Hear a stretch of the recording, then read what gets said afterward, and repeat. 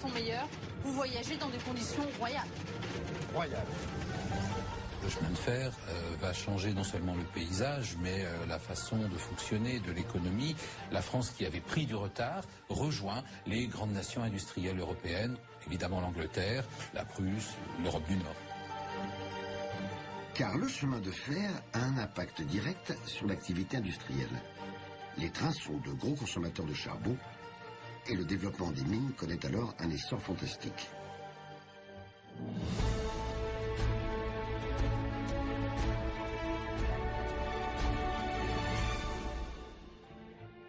Pour diriger le pays, le roi Louis-Philippe s'appuie sur une classe en plein développement, la bourgeoisie. Sur le modèle anglais, il concède l'exploitation du charbon à des entrepreneurs privés et favorise l'essor de la finance. Louis-Philippe est un personnage qui a le nez creux et qui sait attirer les capitaux. C'est à cette époque que le célèbre James de Rothschild fait fortune dans la banque et que les frères Pereire bâtissent un immense empire économique. Ce sont les capitaines de la nouvelle industrie française, des bourgeois à qui Guizot, grand ministre de Louis-Philippe, lance une phrase qui restera célèbre. « Enrichissez-vous ». Ceux qui vont être capables d'investir pour bâtir des fortunes colossales, c'est une période vraiment bénie pour la bourgeoisie et en particulier pour les grands détenteurs de capital.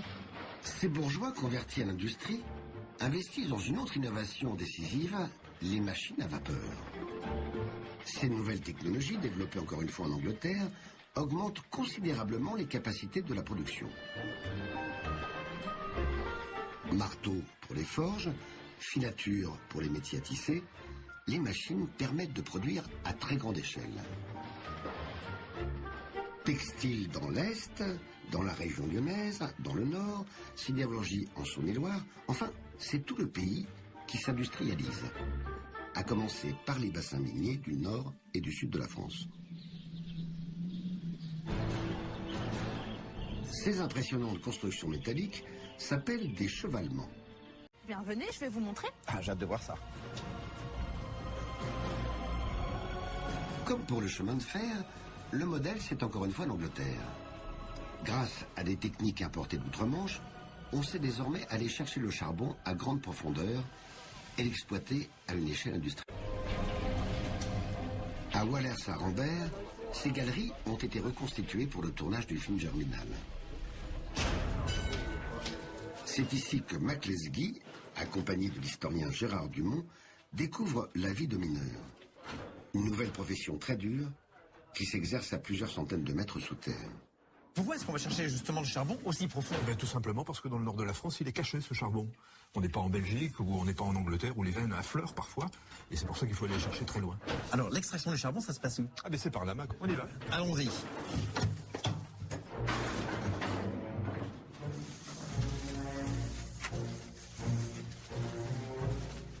C'est encore loin, Gérard? Ah, il y a tout un réseau de galeries au fond. Les mineurs doivent parfois faire 1 kilomètre ou 2 avant de rejoindre leur taille. Ah oui, c'est immense, c'est long, ça prend 20 minutes. Oui, et ne traînez pas, Mac, parce que pendant tout ce temps, vous n'êtes pas payé. Comment ça, on n'est pas payé? Le mineur, c'est Ah non, il n'y a pas de salariat, il n'y a pas de droit du travail. Vous êtes payé uniquement à la quantité de charbon que vous extrayez de la mine. À cette époque, le patron est roi et il impose ses conditions. Des conditions qui nous paraîtraient inhumaines aujourd'hui. Mais que font des enfants et une femme dans une mine? C'est pas possible. C'est tout à fait normal. Des enfants et des femmes ont travaillé au fond pendant une bonne partie du siècle. Aujourd'hui, ça paraît extrêmement choquant. Aujourd'hui, oui, mais les enfants ont toujours travaillé à partir de 6-7 ans en général pour aider leurs parents au champ, par exemple. Ce qui est choquant, c'est qu'ils travaillent dans de telles conditions. Ce sont des conditions extrêmement dures pour leur santé, qui ont des effets effroyables sur leur croissance et sur leur espérance de vie.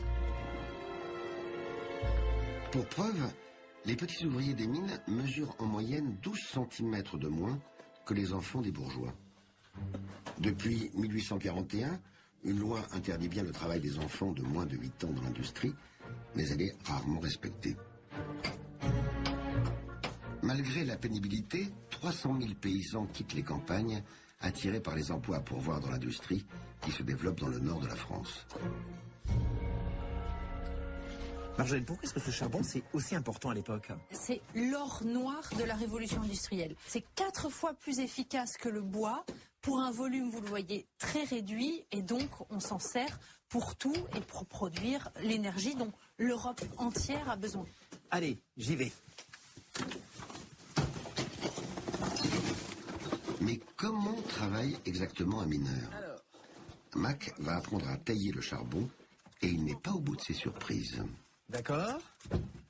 Alors ça, Donc, c'est... la veine de charbon, elle est là. La veine de charbon. Et le geste savant du mineur consiste à saper la veine à la base Avec cet pour outil essayer de la battre. Avec cet outil qui est très plat et avec lequel on donne des coups horizontaux, comme ça. D'accord. Ici, afin de créer une saignée. On travaille au moins 8 ou 9 heures, compte tenu de la descente, mais il y a des moments dans l'année où on est amené à travailler beaucoup plus. On a des traces vers 1900 de mineurs qui ont travaillé 14 ou 15 heures. 14 ou 15 heures dans ces conditions.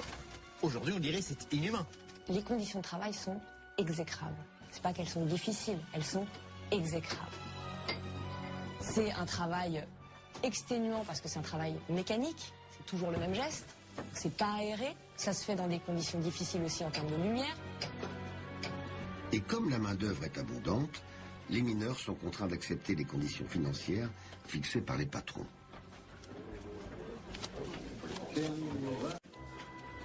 En 1840, les ouvriers gagnent en moyenne l'équivalent de 3 € par jour. Des salaires qui leur permettent tout juste de survivre. Ils vivent entassés dans des logements souvent insalubres. Et de la période de France de cette époque-là, qui est considérable. Comme la famille Thénardier du roman de Victor Hugo, des dizaines de milliers de Français rejoignent les villes, les bassins miniers et les grands sites industriels. Ils quittent des campagnes où leurs conditions n'étaient guère plus enviables.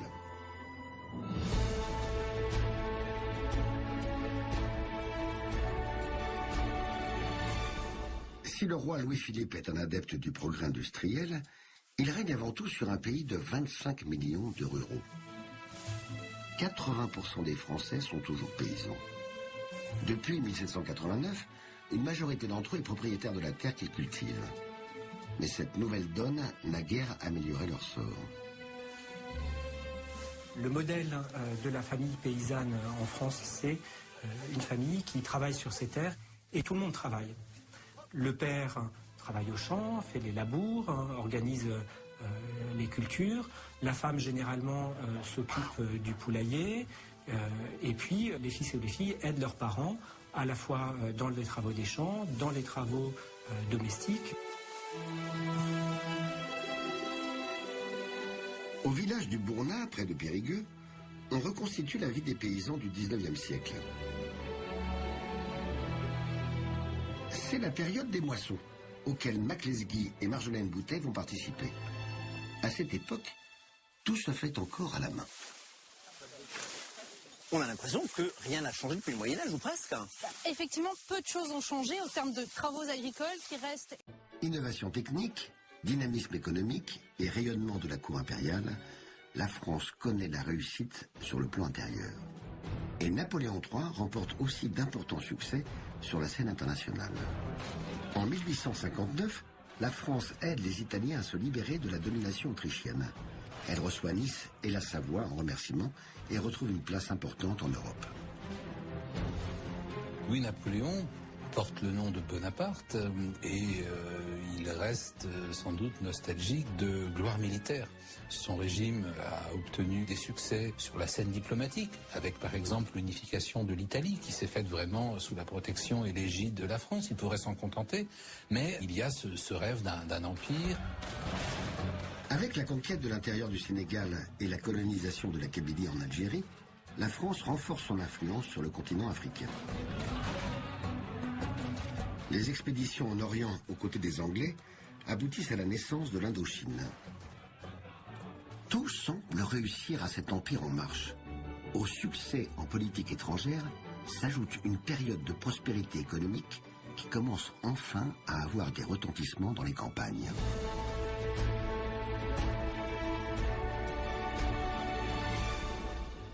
Retour au village de Bournat, où depuis notre dernier passage, la vie a bien changé.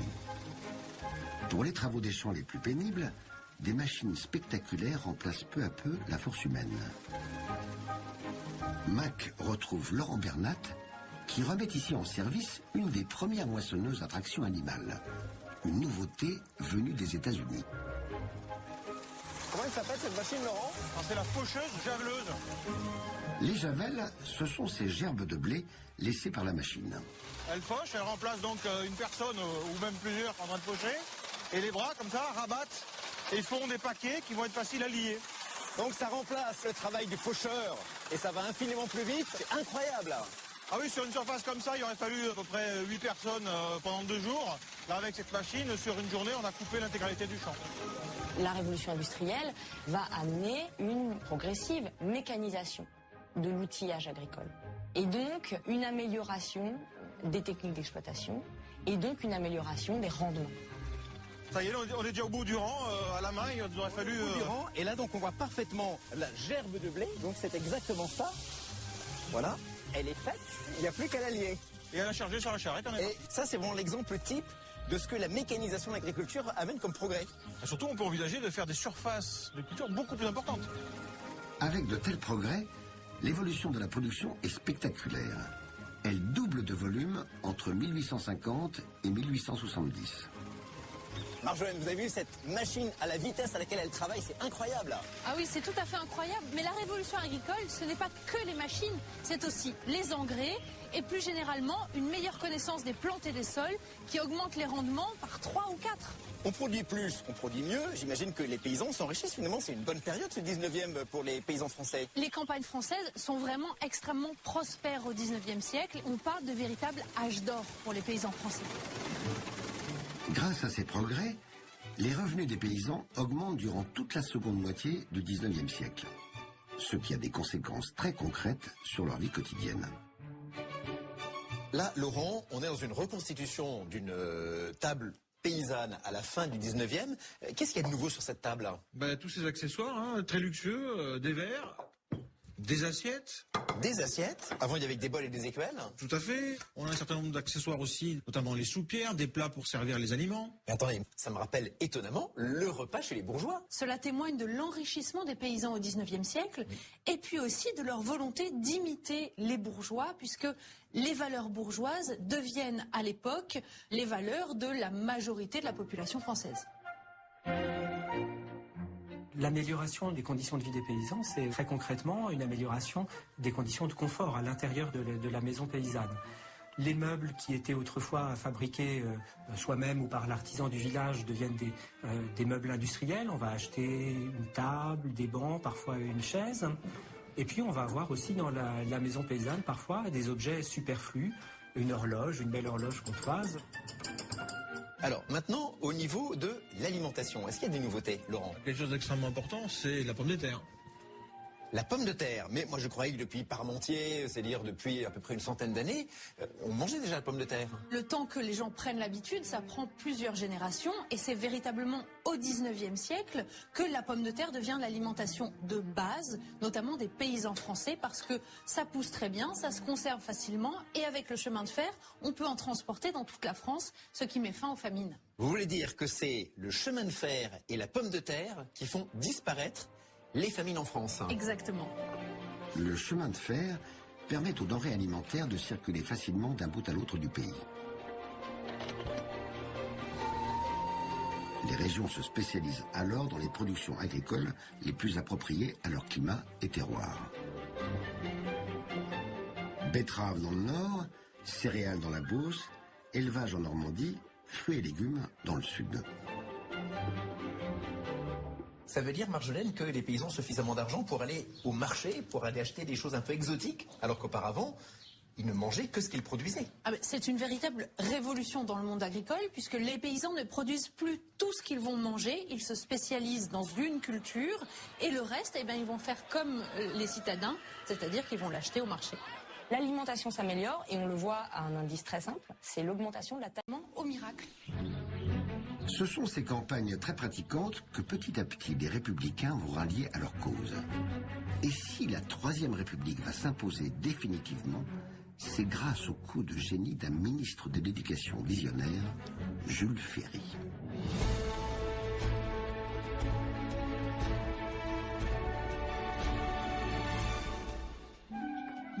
le gouvernement de Jules Ferry donne un véritable statut à l'enfant et invente l'école d'aujourd'hui. Les lois Ferry de 1881 et 1882 sont une véritable révolution éducative. Elles instaurent la gratuité, la laïcité et l'obligation de scolarité pour les enfants de 6 à 13 ans. Auparavant, seuls les plus gros villages possédaient leur école. L'enseignement était facultatif et le plus souvent dispensé par des religieux.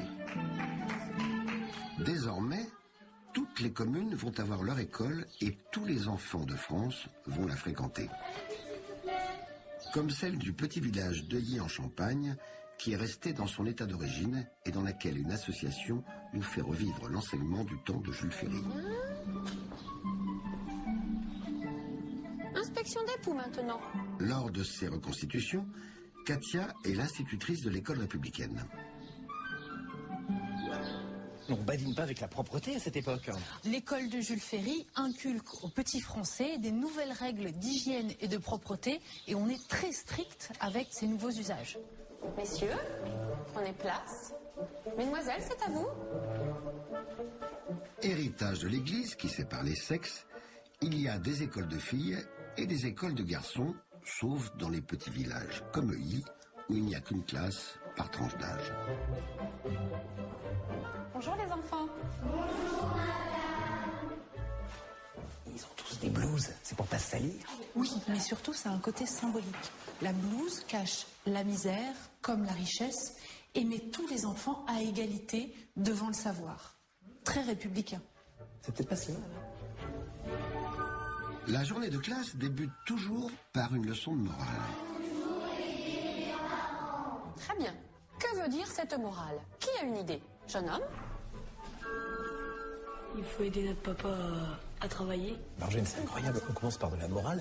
Moi, je pensais que Jules Ferry avait institué l'éducation obligatoire pour que tout le monde puisse lire et écrire.